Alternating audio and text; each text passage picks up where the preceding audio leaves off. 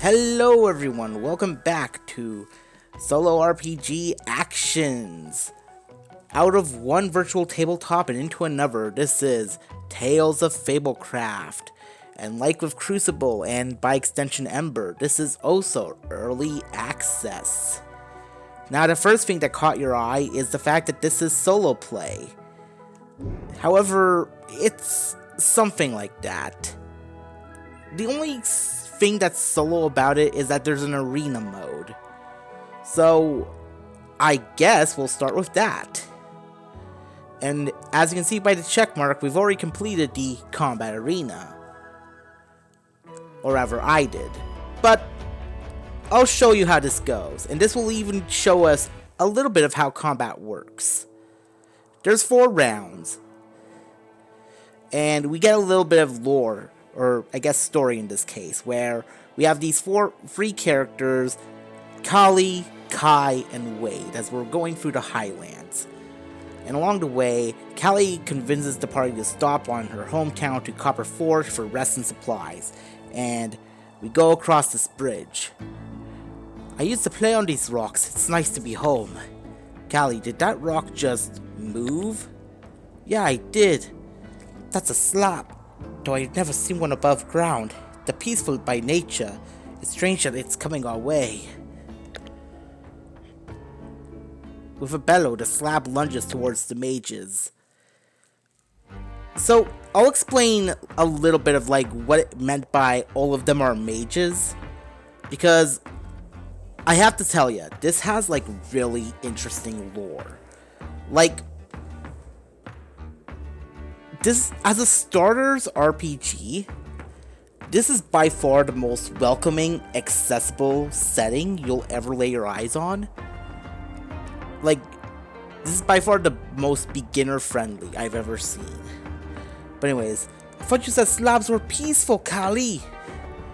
As the battle begins, a swarm of rock skeetles joins the slab, swooping into attack. So, alright. We begin our battle. So,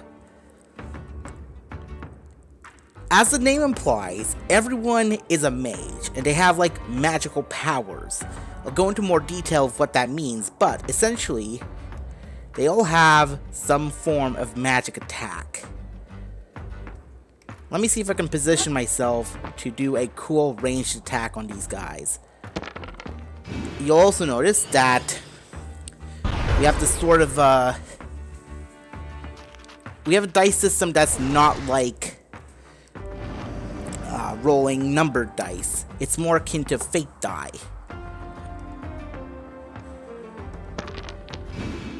Essentially, we have blanks and stars, and I think there's also X's on it too. But as we can see, we just destroyed those rock skeetos. Meanwhile, this giant rock slab is gonna be messing up our characters. However, we have our own melee attack.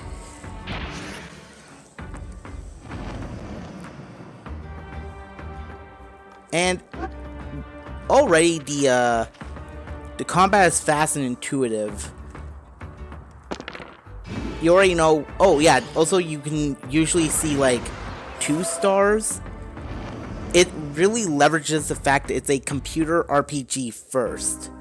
So it does a lot of these really cool automated attacks. And as you can see, we have an epic success. So this attack will do 40% more damage, which is only 5 damage. But yeah, now it's just a matter of taking down this guy. Oh, and now we get our first failure, which constitutes as a miss. Or a miscast. Because remember, in this context, these are all spellcasters. Life Siphon, he's literally siphoning the life out of this slab. So now we get a 20% attack bonus, which is 6 damage to him and 2 health to us.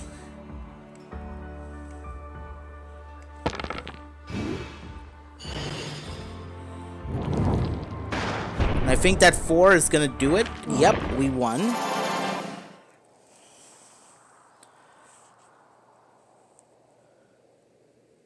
The rock skeetos have been slain, but Callie is convinces the party to leave the knocked out slab where it fell. I've never seen a slab act like this. We need to figure out what's going on. At the end of combat, the player health will be automatically restored, and while the mages are catching their breath, let's give them an upgrade. So now each of them levels up, and it's a passive buff that will give them some sort of ability. So for Callie here, it'll either be Backlash, which will inflict free strain on someone. If they move, they'll take damage. Or Sworn Protector, which will grant block, which will just tank the blow for some people. This is actually really interesting. I'll say let's take Sworn Protector, because we saw that we were just gonna hunker down and just wail on like the last guy.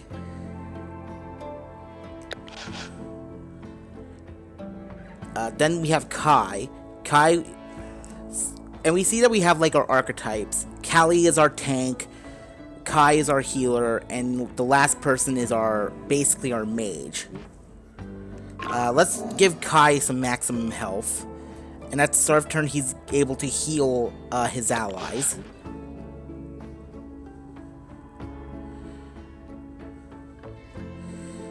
Okay, I feel Winter's Chill is very situational, but also Healthy Advantage is also situational, because this depends on him being at... Actually, this could kind of work if we leverage Kai's abilities, so we're going like right all the way. So I think what Empower does is like it gives you advantage. So anyways, once we reach Copper Forge, we seek out Kali's old friend Talia Al Ghul. No. You arrived in the nick of time. The foreboding music. Okay, anyways. Talia says, embracing Callie. The slabs have been wrecking our town. We think they've been magically manipulated, but we can't get close enough to find out. Perhaps you'll have more luck. Looks like we're about to get our chance. Oh, okay, so we're just getting into the thick of it. We're fighting a giant golden slab and a smaller crystal slab. Alright, so combat begins, and our first attack goes to... Oh, already our passives pop off. Alright, let's give this guy a proper beam.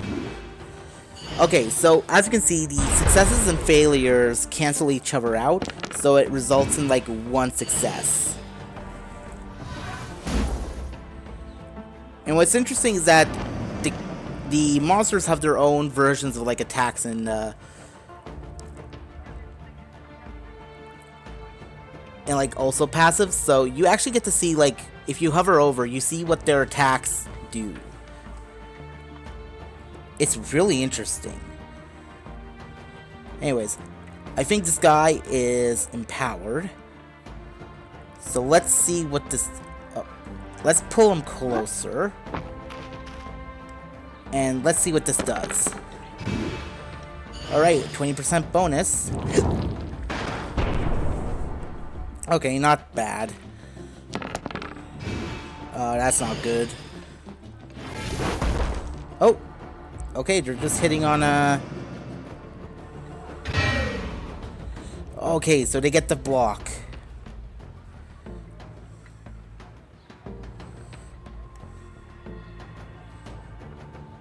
I said let's take out this crystal dude. Oh, it's a failure.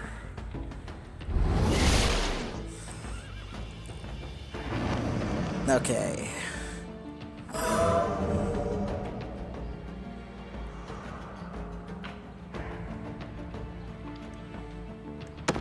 Well, joke's on you, we are able to, like, vampire you and heal.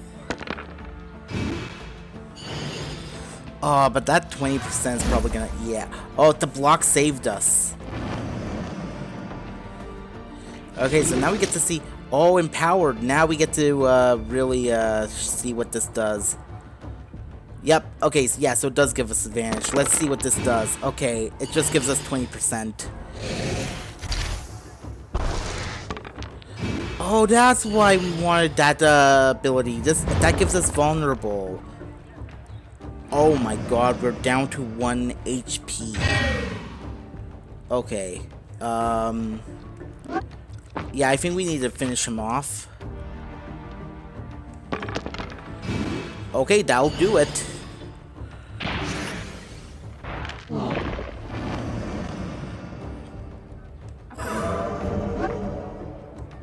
Okay, we need to,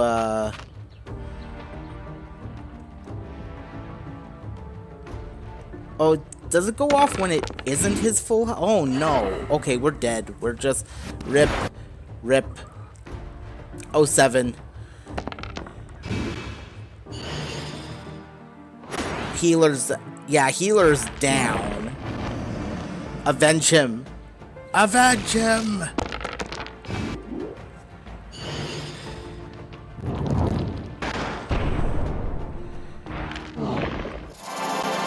I don't think he's like perma-dead though. He's probably gonna get healed off screen. Did you see that? The magical glow disappeared from the eyes of the golden slab as soon as it was knocked out, but the crystal slab's eyes are still glowing. Yeah, he's like healed up. Alright, so we have one of the following awards. Shields up at the end of the turn, gain 1 blocked. Protect the shell, we grant free block. Or siphon momentum, we inflict slow and gain haste. That sounds interesting. I think we want to keep our block game up.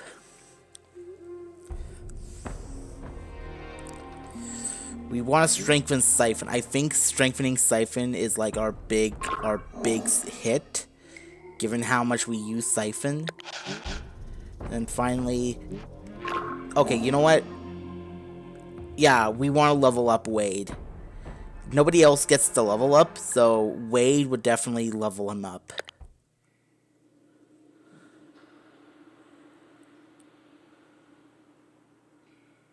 Alright, so we are going down into where golden peaceful slabs move gently. They're kinda cute. Shh, come on. And then just... Okay, so we have the crystal slabs casting enchantments. And now they're just going brainwashed, so another battle with these guys. Time to rock and roll. Oh, you just noticed, he's not even a healer, he's a bard.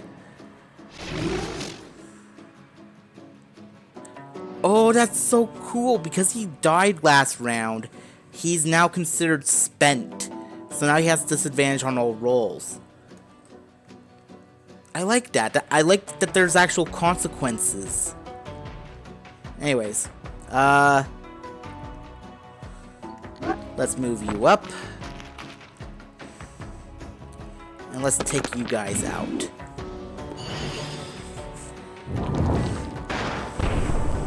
Alright, deals for 6 damage.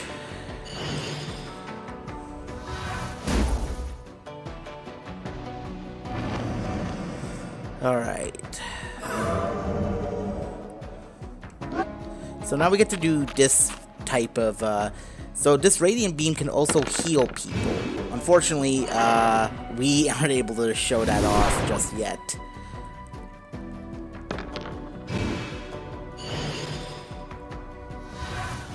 Okay, they know the healer has to die. They know. Okay, so... Okay, this is actually really cool. Our move is actually an opener. So what that means is... we can actually use this move before our actual action. So, yes, I would like to do that. We want to protect our healer at all costs. This is at the expense of not being... Oh, actually, never mind. You can actually move. Let's pull you ahead so that you are able to pull this guy forward. If he actually is alive. Okay, that works.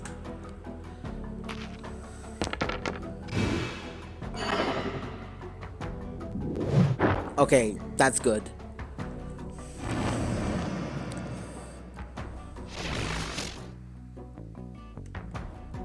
Alright, give him the big punch.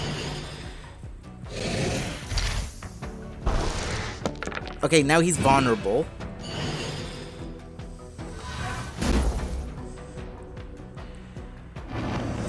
Alright. I say just go up to him and give him that suck. Life siphon. Okay, that's good. Oh, he's down to 1 health.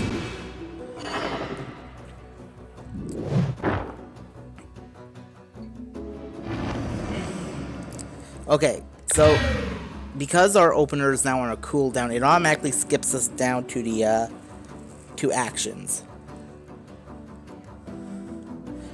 Yeah, I say let's just finish him off with a... Oh, we can't.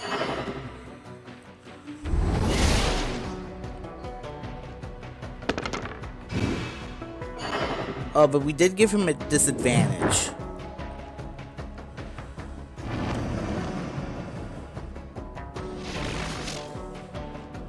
Okay, so I think Kai has this handled, so we're just gonna go over and finish off one of these guys.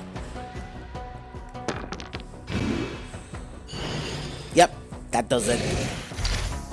Kaboom!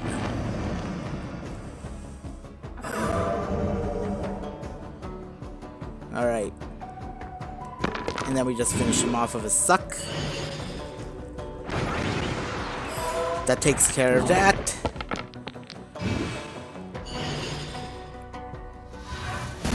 Ooh.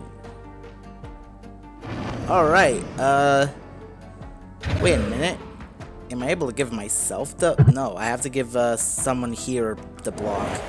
Alright, Kai, you can get the block while Kali over here... Oh, no, I know. Well...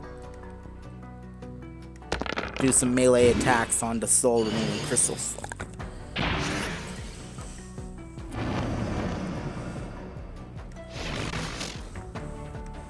Alright everyone, just gather here and time to beat him up.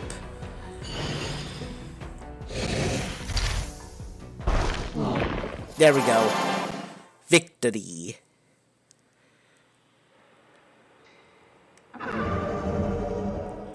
Yep, and it was just for that one round. So, they know, yeah, okay, those guys are behind it. Let's go back to the lair.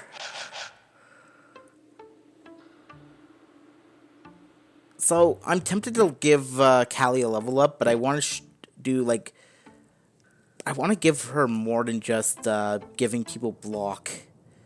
Wait, grant 50% more block. Ah, okay. No, that I screwed up. I thought he was also going to get a level up. Might as well upgrade his, you know what, Wade,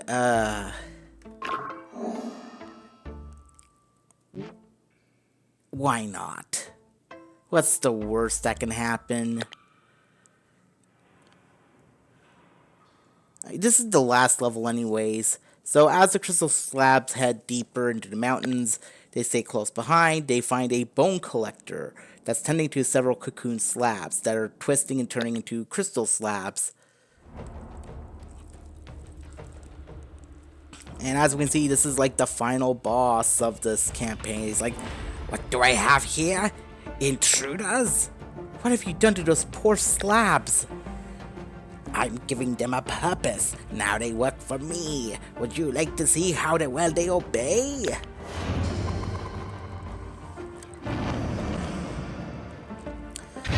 Yeah, same drill as before. Kai, we're giving you some armor. And you, get over here!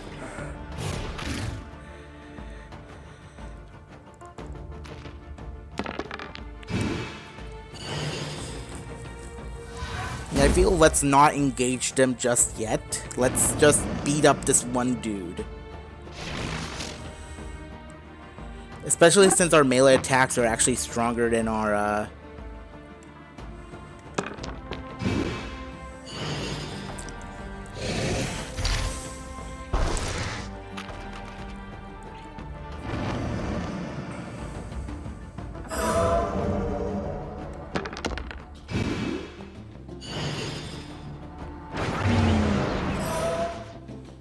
And this will actually nerf, yep, it nerfed him.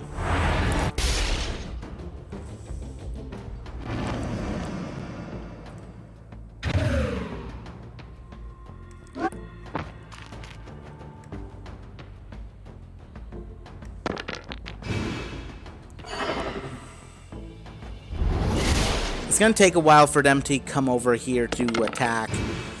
But even then, he'll probably, like, yeah, do pot shots from the distance. Actually, you know what? I'm probably gonna keep them off our back with this.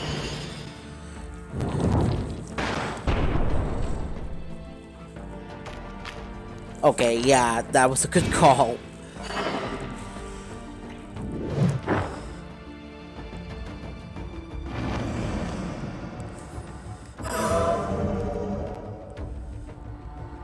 Wait, light bulb moment. I'm gonna just hit them with the same attack. In the same beam.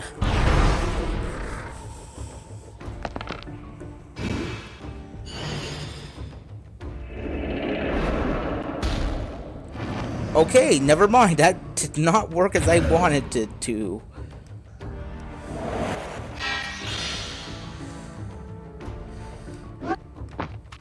Okay.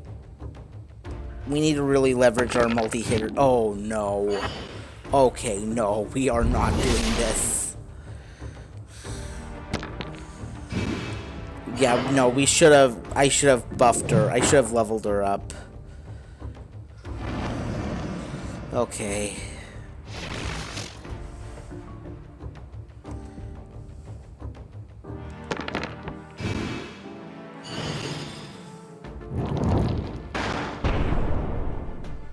Yeah, I didn't know I could just do it point blank like that, but okay.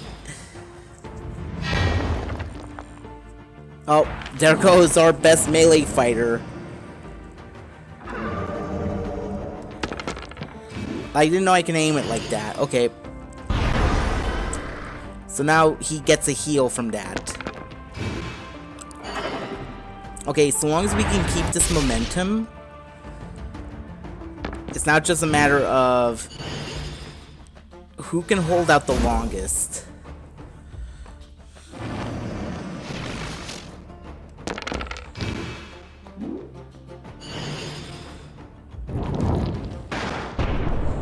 Okay, so now we can just wombo combo.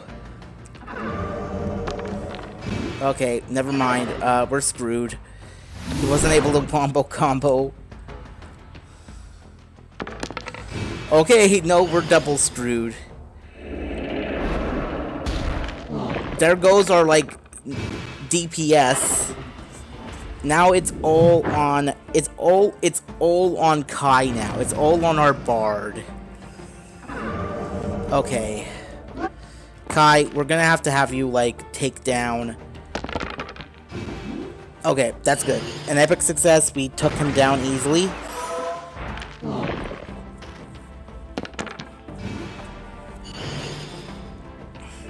Okay, Kai, we need you to lock in. He just took half your health. He took like 3/4 of your health. We need you to lock in. Okay, that's a good example of locking in, but I don't think... Oh, no, you're... Wait! Right, he gives advantage. Disadvantage, I mean. Okay, lock in. Lock in. Oh, that is an epic lock-in. 60%. Okay, yeah, he's down. Okay, that was edge of my seat. As Bone Collector falls, the evil glow fades from the slab's eyes. They peer around the chamber in confusion, then stand and walk out the door. One pauses and looks back at the party, with a slow nod, as if in thanks, before following the others deeper into the mountain. You three did it! The slab stopped attacking! How can we ever thank you? That's it. That's victory. Callie had 5 miscasts. Wow. Wade's our MVP. Forgot his name is Wade. Dude got 2 level ups. We get to see our enemies as well, but that's it. That's our combat arena. And if we play it again, what's gonna happen is it's just gonna be the same campaign. Rocky Reunion. It's kind the others. It's just basically that's just the main game. So that's the solo run. And we have these tutorials, and essentially like, here's how you play the game, here's how you run the game, and that's basically it. And now you get to know how to make characters. As you can see, I have made several.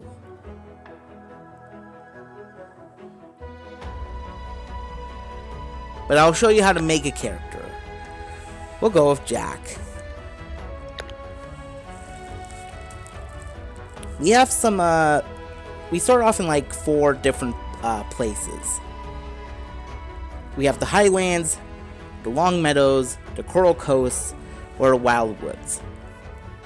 In a way, the setting's kind of like Avatar, where there's like 4 nations based off elements.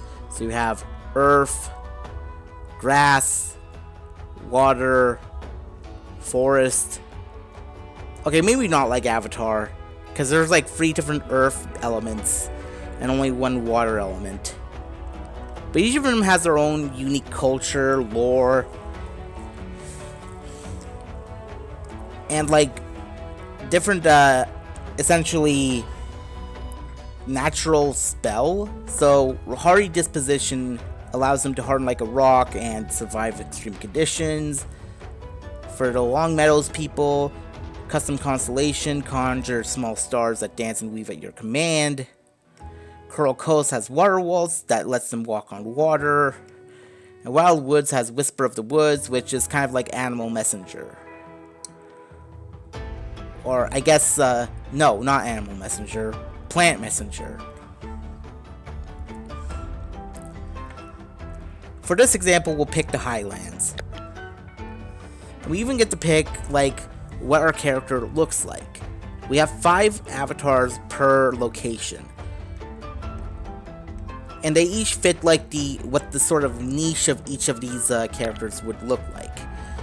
So, for the Highlanders, they're all, like, they have, like, these tiefling-like horns, and have, like, a sort of rocky, like, skin composition. The Longstriders have, like, a sort of, they have, like, a Na'vi-like aesthetic to them, where they have, like, the blue half, like, the top half of their head have, like, this sort of blue makeup to them. And they have the pointy ears. And they're all mystical and stuff. They're, like, one with nature. The Wave Striders have, like, a very, I want to say, like,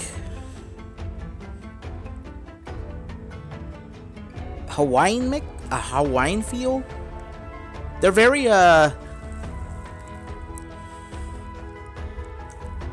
actually, I wouldn't really say Hawaiian, but, like, but I'm trying to remember, like, the culture that, like, Moana heavily influences from.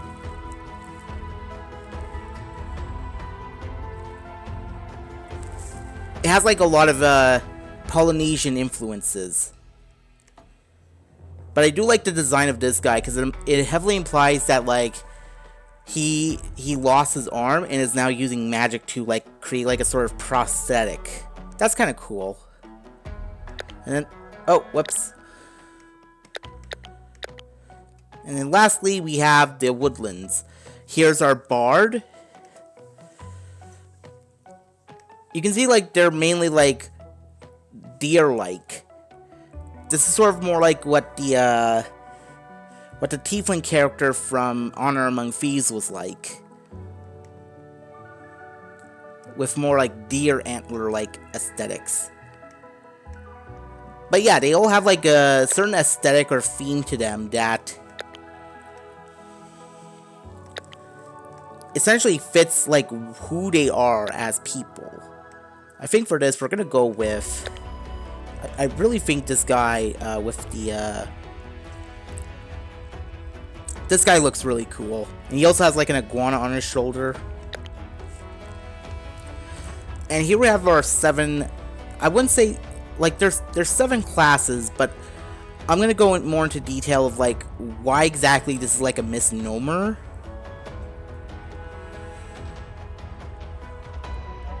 But essentially, our 7 classes are essentially Guardian,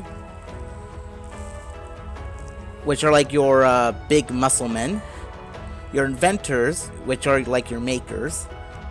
Merchants, self-explanatory. Naturalists. Actually, a lot of these are very self-explanatory. But you also notice that they have their own abilities as well. Guardian imprisons people and then teleports them to nearby authorities. Inventors create something really handy. Merchants identify something that a person wants the most. Speak to nature. This is the one that allows you to like speak with animals. Performer, essentially like you sing and people, you draw people to your attention. Rogue, you essentially like disappear from sight, or like make your suspicious or morally ambiguous behavior seem on the level. And Sage, which rant about the minute details on the subject until your target agrees with your point. Okay, that's actually kind of funny. I actually kind of like this one. But as you can see, like, you notice that, like, it mostly just gives you, like, skill upgrades. Like, points to what skills you have.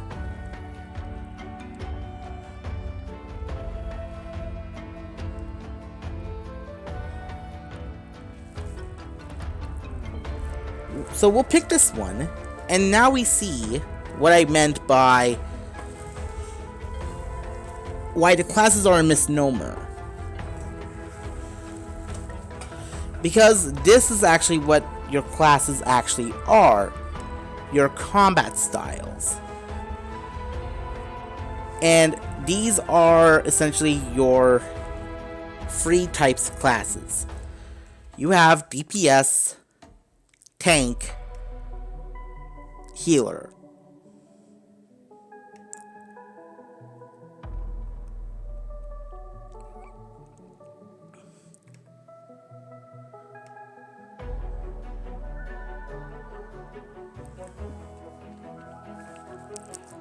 We already saw a lot of detail of how Life Siphon and Radiant Beam works. Not really a lot of how Gravity Spear or Grounded worked, but definitely a lot of how Crystallize and Fireball works. So I guess for this, we will go with Gravimancer. And with that, we notice we can only play up to 5 characters. And the fact that I already have this guy as an avatar for a man named Carl Hightide. But let's look over and notice that, like, we've reached our hero limit. And that in order to get more, we need to pay a subscription. This isn't like with Foundry where you can pay like $50 and just have the whole thing, no questions asked. You need to pay a monthly subscription just to essentially... Oh, this isn't even like $5.99, this is $3.99. Okay, that seems... You know what? More power to you if you actually want to buy a subscription to this, because it is very cheap. And like, I can definitely see like you enjoying this, because it's very intuitive, it's very fun to play. But I think now the big question is, how well does it solo?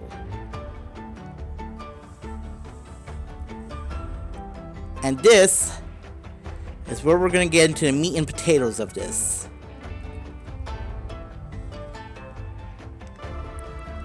So here we are with making a campaign. As we see here,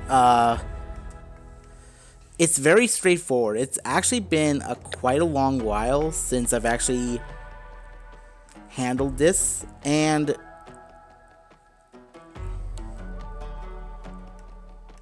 you have like advanced settings, like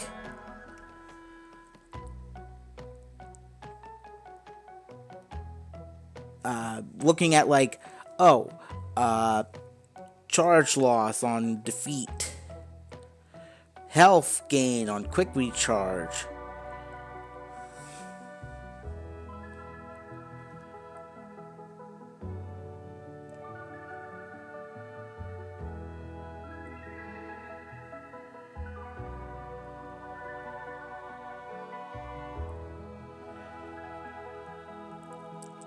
There's essentially like sort of advanced rules that like you have to know what you're doing to like fiddle around with it.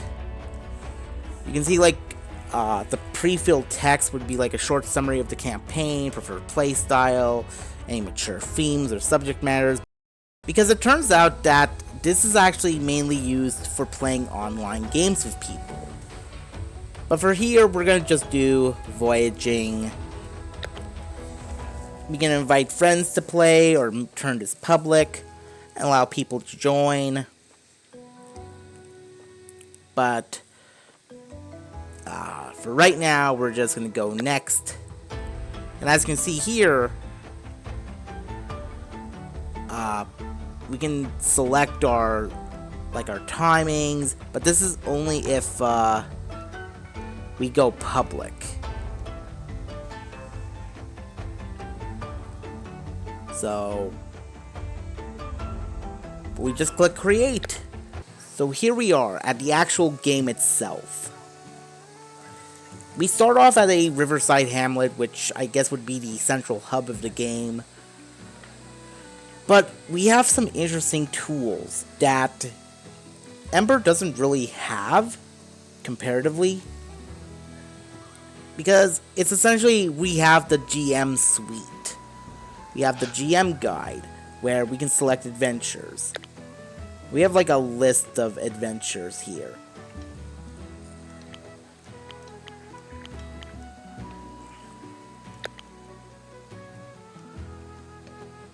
I guess I can go into more detail about what they are. House in the Manor is our puzzle-themed adventure. Object of My Affection is a funny one-shot adventure. A Frightened Fallen Branch is essentially a Halloween one-shot. Road to Starfall Festival is our beginner adventure. Murder on the Tipsy Pearl is our murder mystery adventure. And Once Upon a Wild Wood, I think it tried to be unique. It tried to be like its own thing, where it was a really trippy adventure. I haven't given High Society a try, but I think High Society is like very intrigue driven. For this run though, we will be using the Road to Starfall Festival though, but I'm going to go through each of the settings here, just to show you how exactly this goes. So all of our actions can be done here, and it's every single action you can imagine.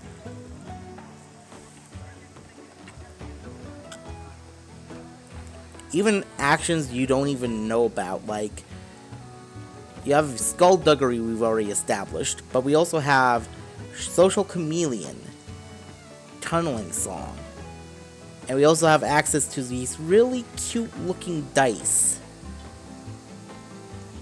We also have inventory, and a lot of these are actually not from the base game itself. If you filter, you can actually see what came from the base game. And which ones you would need to buy a expansion for. Or, I guess more specifically, which adventure they came from.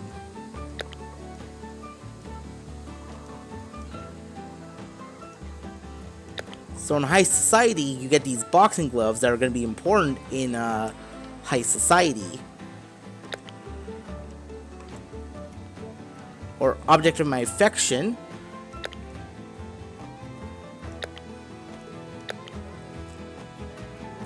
Okay.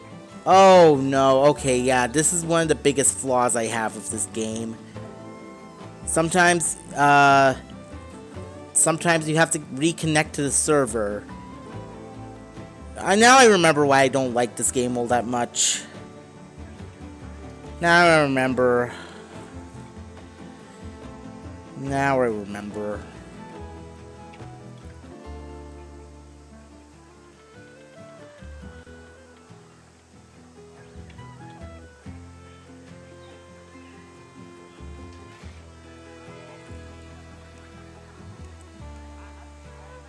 Alright, I'm gonna pause it here. Okay, so we unpaused. We're back. And as you can see, an object of my affection, you could get yourself fuzzy handcuffs with a face on them. I won't explain the context behind that. You're just gonna have to play the game to find out. We also have some really good scenes, so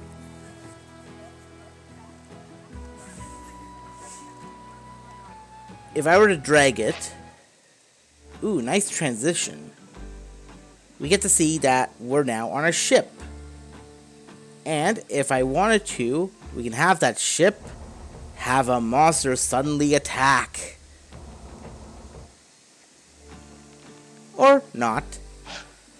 A lot of these scenes have like these sorts of different sort of variations. So this one we can have it set on day or night.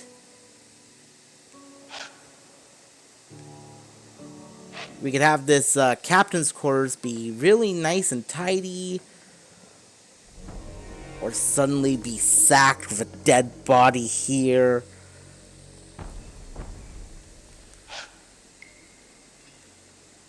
Sometimes you'll have no real environment, but they also have like descriptor of what it is. So like this vast cargo hold spans the length of the boat, with plenty of space to store all manners of supplies.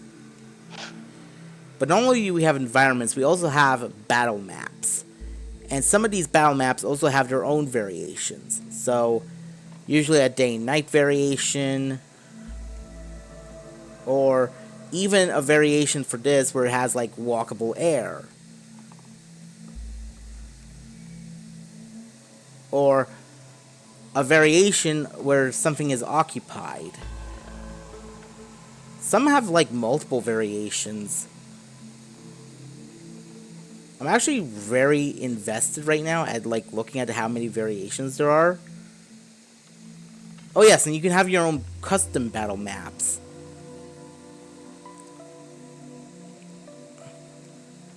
This one's really interesting because there's multiple different variations. You can have it be grassy, coastal, or snowy. I do want to see what occupied looks like. What's it occupied by? I think the better question is,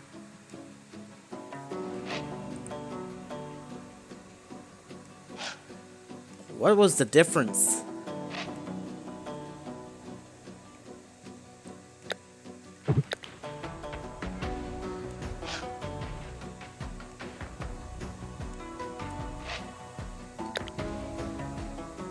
Doesn't seem like there's any difference.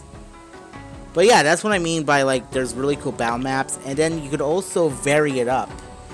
So here are like maps you can use in the storyteller mode. Like so there was like an expansion for something called storyteller.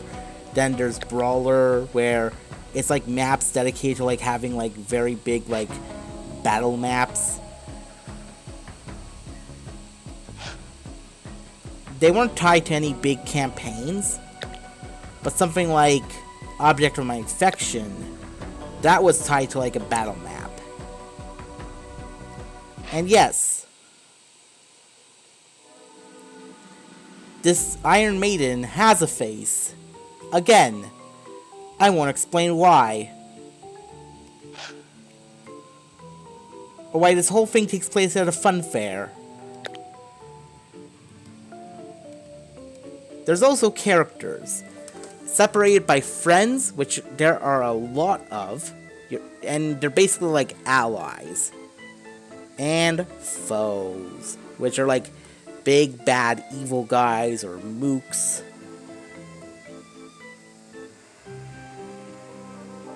Or like just monsters to fight. Sometimes they're just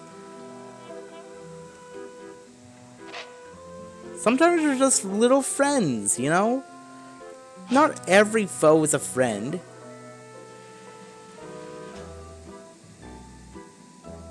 And not every friend, and not every foe is a, like, not every foe is a friend, and not every friend.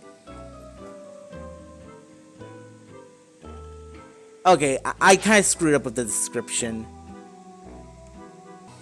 Also, yes, the Minotaur you're seeing is my avatar. We also have campaign notes to add campaign notes, and also music and soundscapes. We can stop both of these, and now we're in total silence. Also, we can have custom music as well. I think we have like a bunch of custom music. Crazy.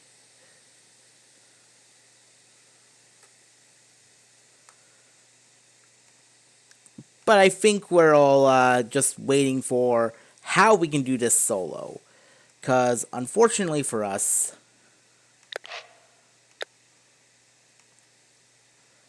as we can see, we can't exactly invite ourselves into the game. Meaning that we create our character for absolutely no reason.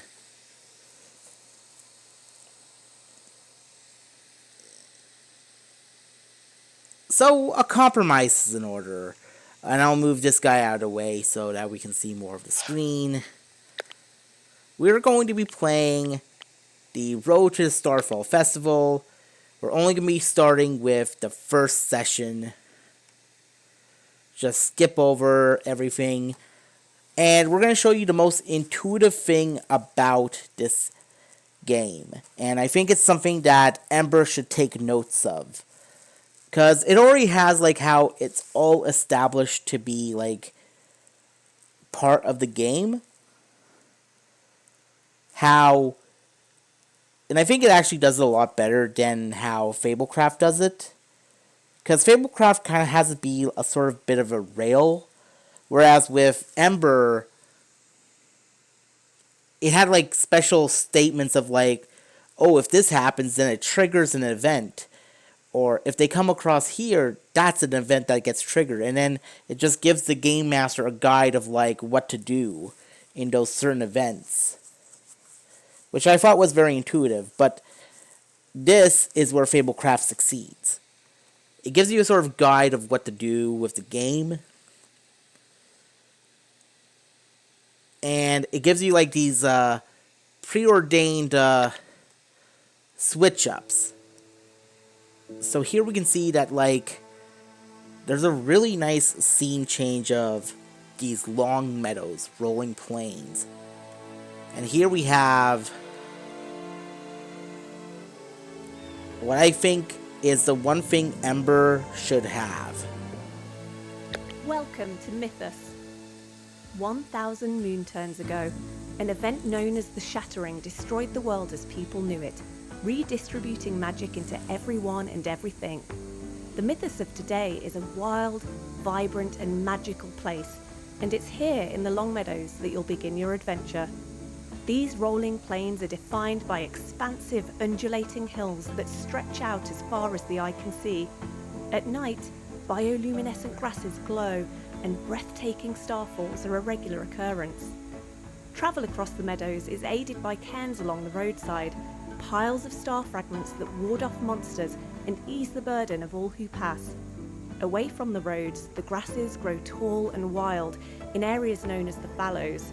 All manner of creatures are said to lurk within. You wait outside the Wandering Vine Tavern and prepare to meet the Tallgrass Pride.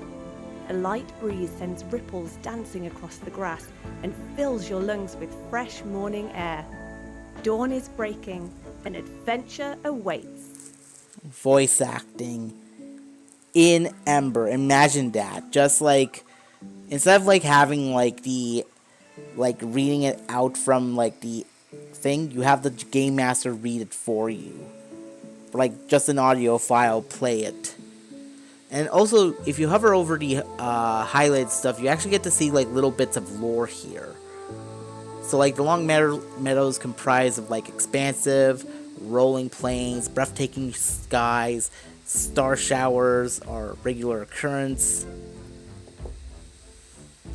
And like you see like more and more of these. Like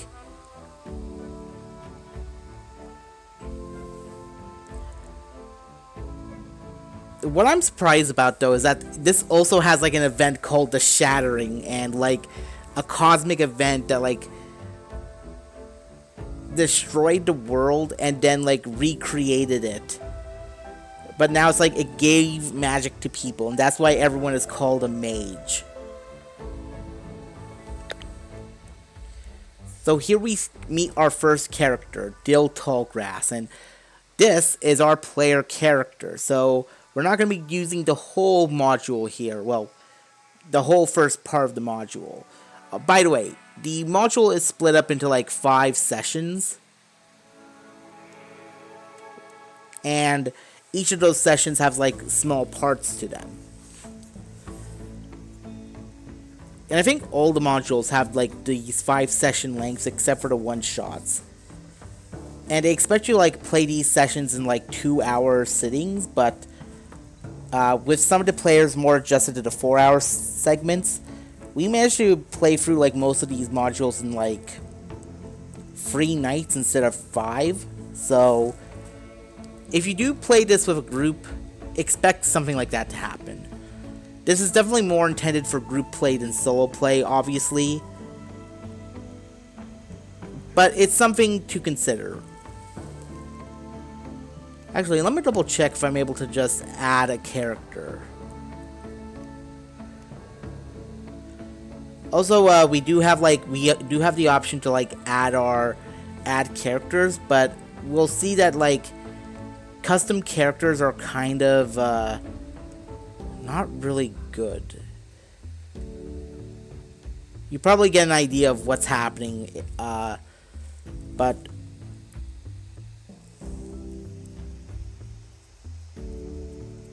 actually, I'm kind of stumped of how to add custom characters.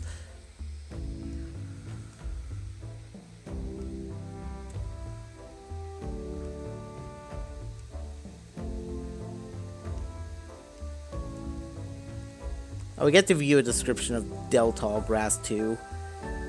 He's like our authority figure, but we're playing Del Tallgrass, so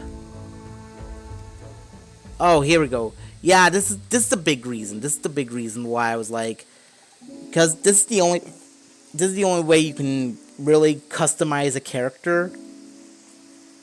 Just copying them.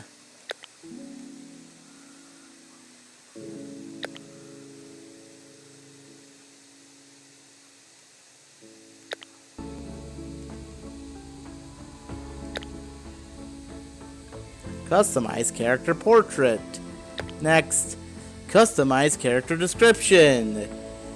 Just a man. Just a man. And then check the mark. Boom, he's a character now. He's not that different from the original character we made. And now if we want to make more, we have to there. Nah, we're just gonna delete him. We're just gonna delete his ass.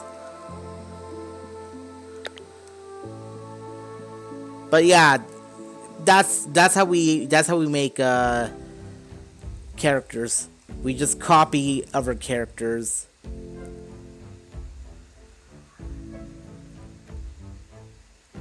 So yeah, we're playing as Dill Tallgrass, leader of the caravan. And his motivation is that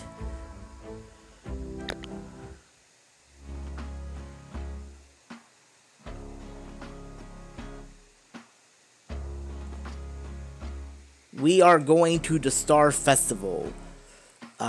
We would have been paying some mercenaries to help guide us, but we are confident enough to do it by ourselves.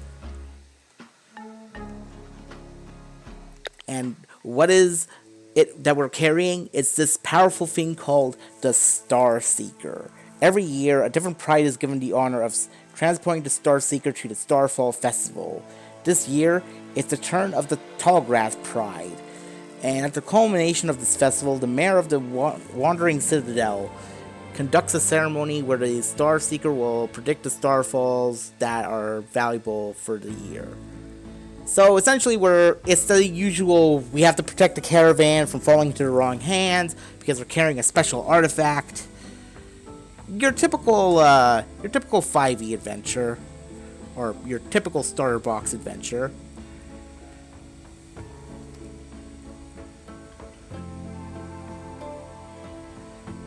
And then it's like, oh, what if the mages go rogue? Like, what if they want to go off the rails?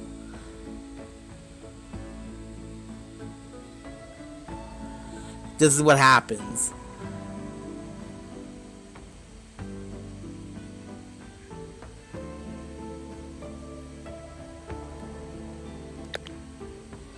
And we even have our own ally in the form of Dandelion Swift. They've served in the Tallgrass Pride Guard for about 6 years now. So, hopefully they are good allies. There's this whole roleplay section where we could basically try to impress her, but I think given our sort of superiority as the leader, I think she's already impressed. Actually, this would be a good chance for us to actually test out a skill roll here. First, we gotta look at Dill's character sheet. His charm's a 4. Okay. And what's the difficulty for this? Charm. Oh, we guys can even choose advantage or disadvantage. Okay.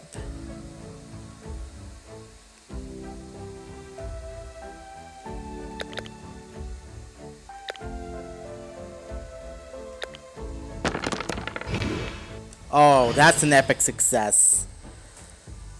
Yeah, she's wowed. She's already wowed by our efforts.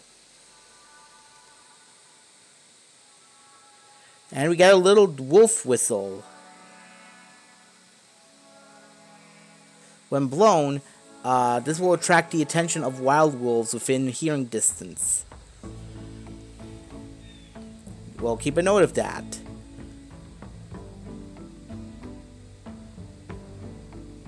Spent the majority of the day on the road. Just as the sun is beginning to dip below the horizon, you hear a long, low whistle from the front of the Pride. One by one, the caravans grind to a halt. There seems to be trouble up ahead. Dandelion turns to you. Go and see what's happening, will you? We'll set up camp while this gets sorted. As you approach the front of the convoy, you see Dill standing next to a broken cairn at the roadside. Must have been the storm that rolled through a few days back. Dill says, shaking his head. We'll likely be here a while. Yeah. In this case, he's going to determine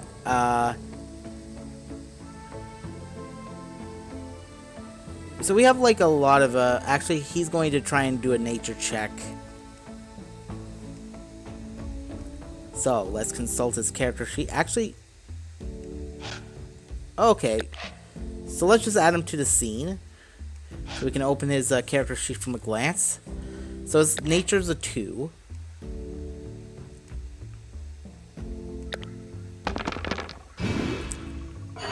Okay, that's a failure.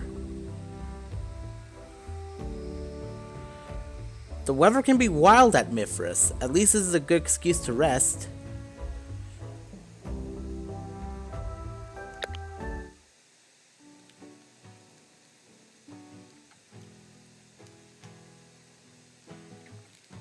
Okay, so we have like some cool ways we can perform feats on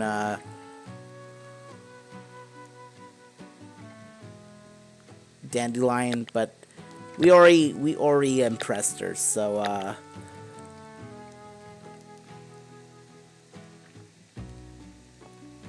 and now Dill will have to make a perception check.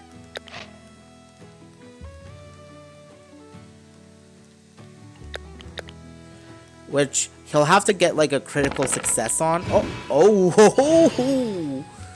Okay, well, he did it. Something catches our eye.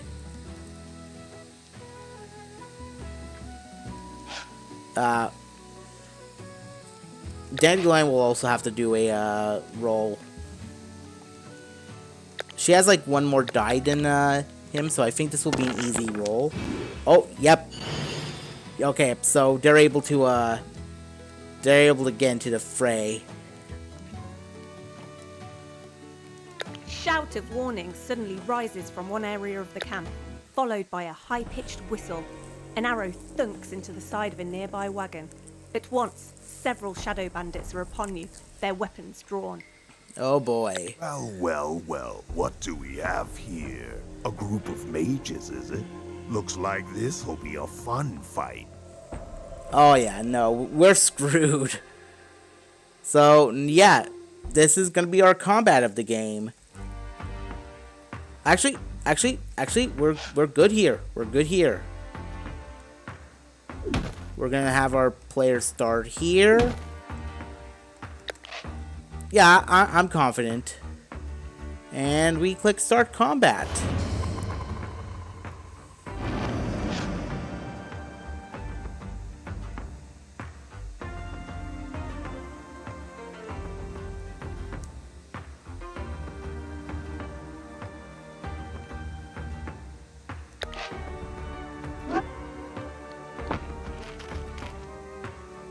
Oh no.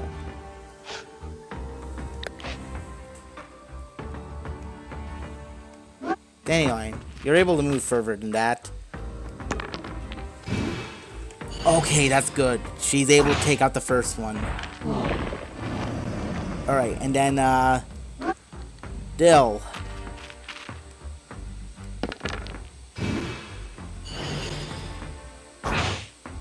Oh no, Dill, no.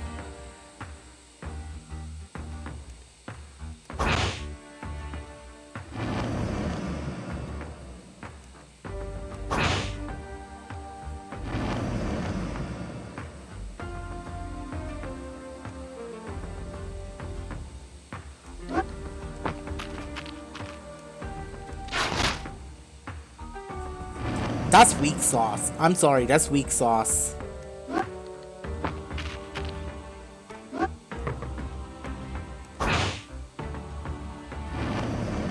Wow, okay, I totally didn't expect them to actually,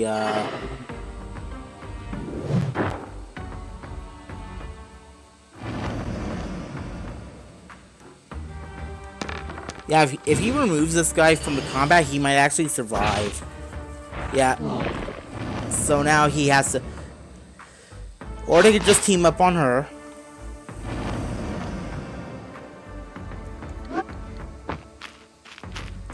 Yeah, that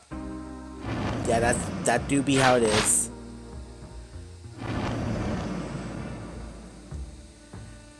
Yeah, this is the main issue I have. Now that everyone has essentially... Now that they're basically like just two normal people, so they only have like their normal melee attacks. So it's essentially just a major back and forth between these guys. A major far cry to the combats we had at the very beginning of this session.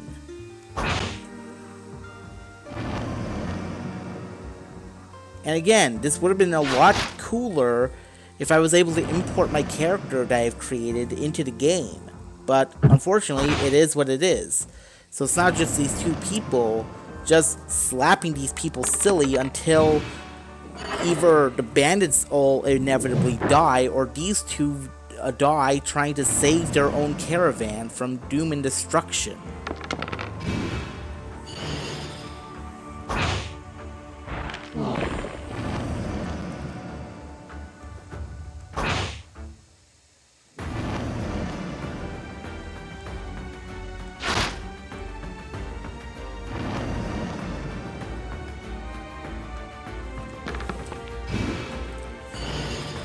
Now it's just a 2v1. And Dill has no ranged attacks. the only way it could work, like, is if, like, I gave him ranged attacks, or I gave him, like, some sort of magic ability.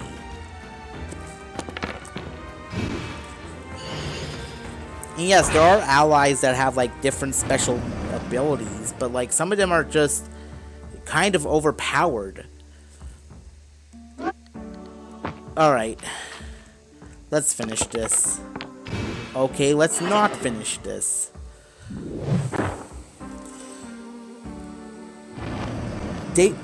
He just has to miss a few more times in order for Dandelion Swift to die, so, don't miss. Okay, yeah, so, wow.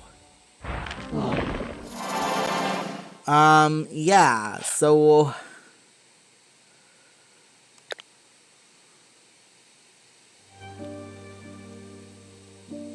They're badly beaten, they're badly injured. They have this on hand.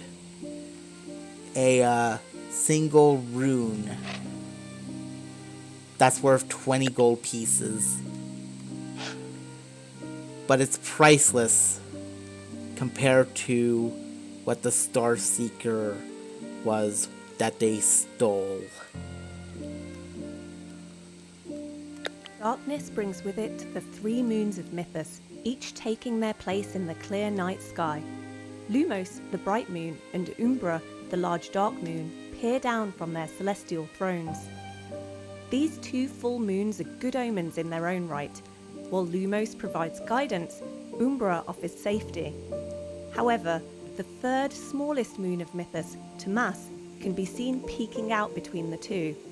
When not hidden by one of its larger siblings, Tomas, a figure of chaos, heralds uncertainty and, in some cases, danger. As you head southward into the long grasses of the fallows, one thing is certain: when forging a path through the wilds of Mythos, safety is never guaranteed. And that is where we end our solo session. The only other way we could end this with a big bang is, unfortunately, not with, like, these guys having one last hurrah, but with some big sort of, like, what I would do playing this solo.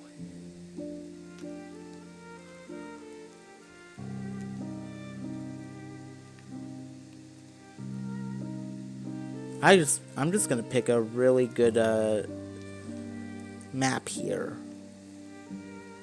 Ah, what the hell? We'll pick the battle map. As you can see, it's a big battle map, but why is it so big?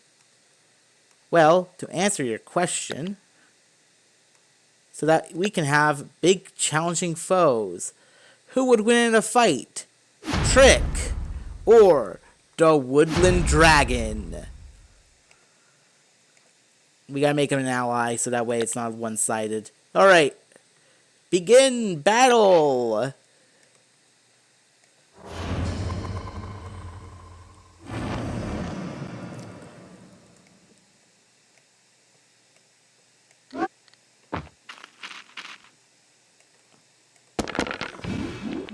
This is literally the only reason why I play Fabletop now. Just to see who would win in a fight. We have ourselves a death battle.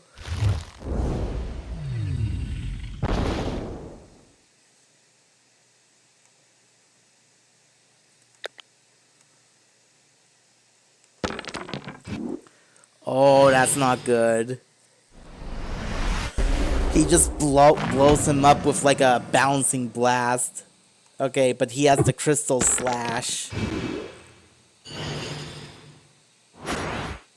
Okay, that did not do any damage. But he has the wings of life. He creates more saplings.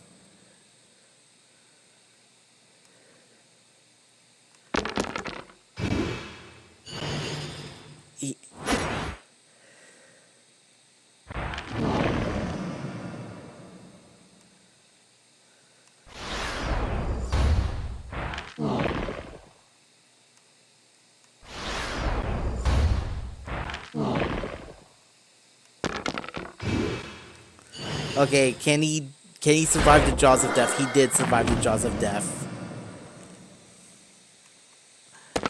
This is just, I'm sorry, this is just sad. This is how it ends. It's just a slap fight between these two opponents.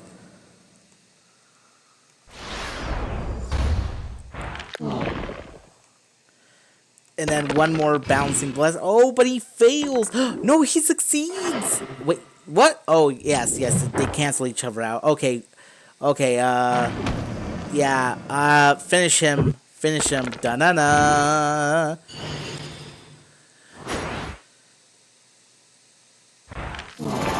And yeah, that's basically it. But yeah, you could have like different sorts of fights.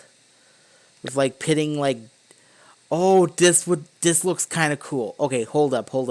This is the true ending. This is the true ending for this.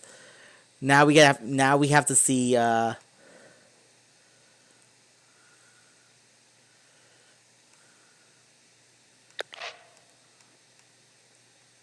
do we have to reset combat? Okay, remove this guy from combat. Then we load these guys in.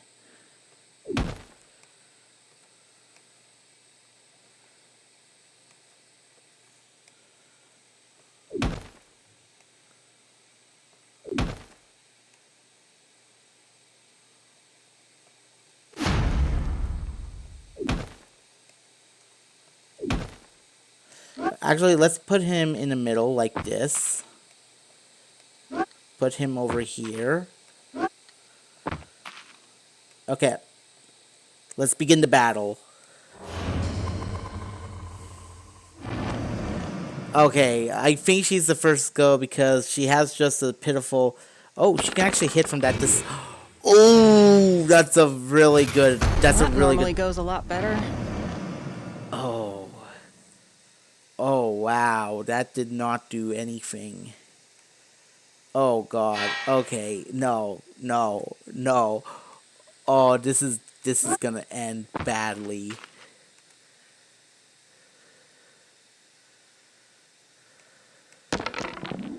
Okay, no. Okay, good.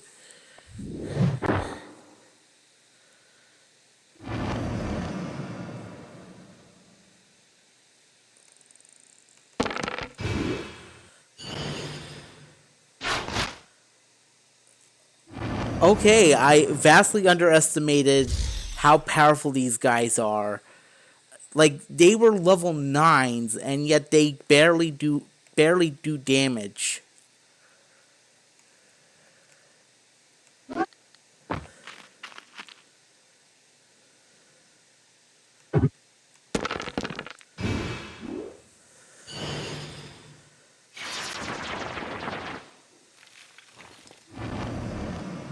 Oh no. That's it. That's her power. Yeah, no, they're cooked. They are so cooked.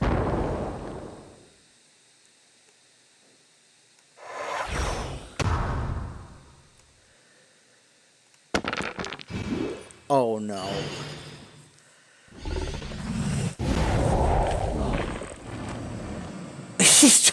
He just annihilated the dude. He just annihilated the dude with a fucking fire breath.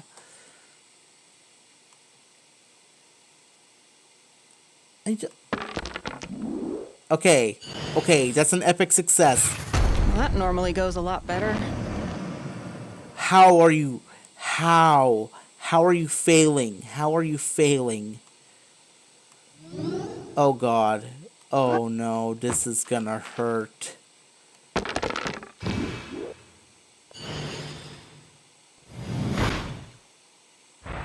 Yeah, no. Yeah, they just...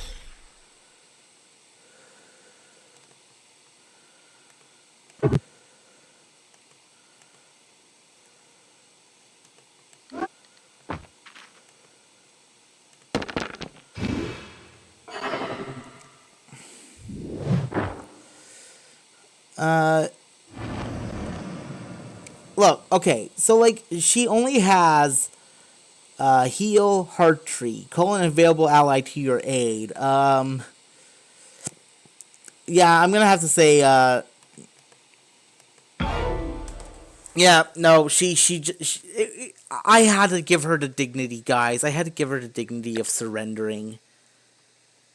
What's level 8 like?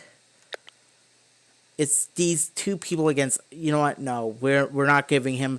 We're not giving them a fight between 4 different opponents. So yeah, that's Fablecraft. What are my overall thoughts on Fablecraft? It has its ups and downs. As it is, you could probably find some fun in it. If you like what you see, it's definitely worth a recommendation. It's free to start. And if you really want to pay money, like if it's worth investing, not only is it free $99 a month to have unlimited heroes, campaigns, and homebrew stuff, and 2 gigabytes of cloud storage, but it also has its own marketplace. And you can have, like, you could just buy everything right out of the gate.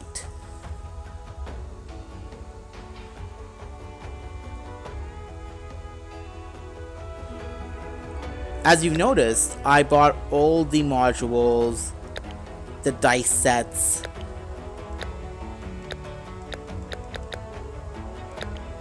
I don't know why. Okay. So literally, I bought everything this shop had to offer me.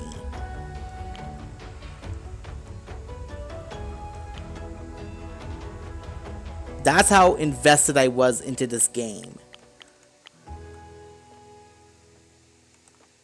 But with it came like its down points. There's just a sort of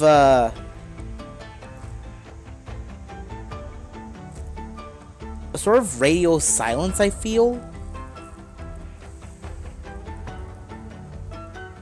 Granted, its last update was in November, but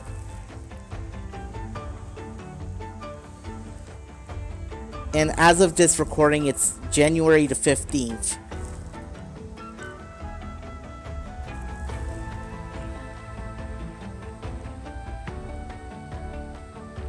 Oh, it actually tells you what High Society does.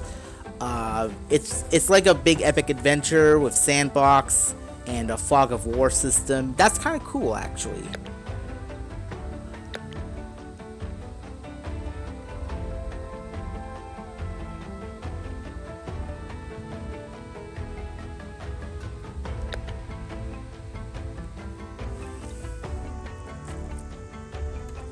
So yeah, but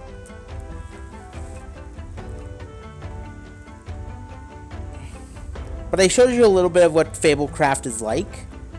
I think the one last thing I wanted to bring up was like the lore.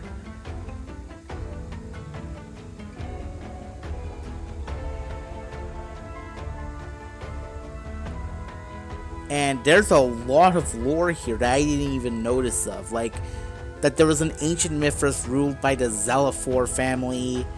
There's the Four Corners.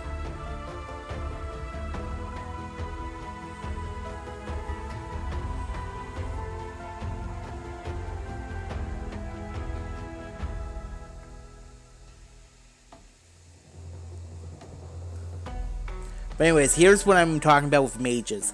Mithrans become mages at random. It's not known why certain people develop enhanced magical powers. It can happen to any person at any age, at any location, but some believe that the mage powers are triggered by a life or death situation. There's kind of like, I wouldn't really say they're like mutants, they're more like, they're like super powered wizards.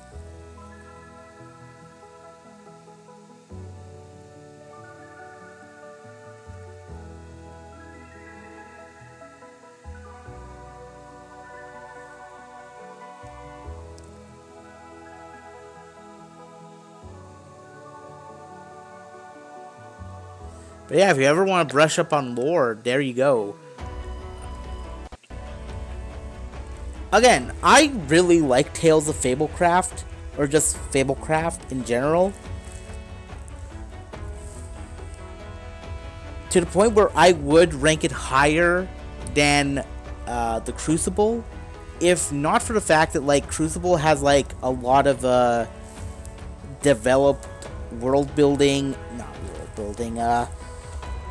like it had more thoughts put into like gameplay mechanics and the fact that you have like a customizable skill tree. This, however, has like a lot more of a user-friendly interface that you can just jump right in and play.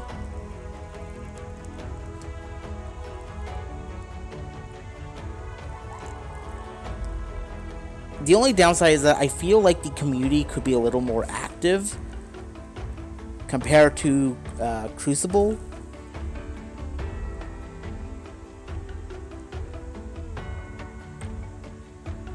But if you have to pick one or the other, this is actually the cheaper of the options, I would say.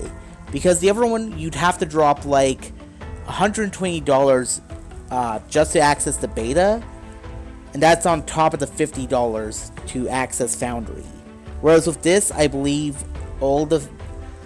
that's like, I think $120 is only like, I don't think $120, like, that's barely, how do I word it? Like, it's not like, I don't want to say barely half of the amount, but like, that's enough to buy the entire catalog of what Tales of Fablecraft had to offer twice. I think like $50, I think that's enough to buy the entire catalog of what Tales of Fablecraft has to offer, if I really think about it. But yeah, if you're looking for fun, user-friendliness, and value, Tales of Fablecraft. If you're looking for more robustness, character customization, and just overall modularity and tweakiness, I would say Crucible. But those are my opinions. What do you think? Let me know in the comments below, and I will see you on the next solo RPG Actions. Bon voyage, gamers.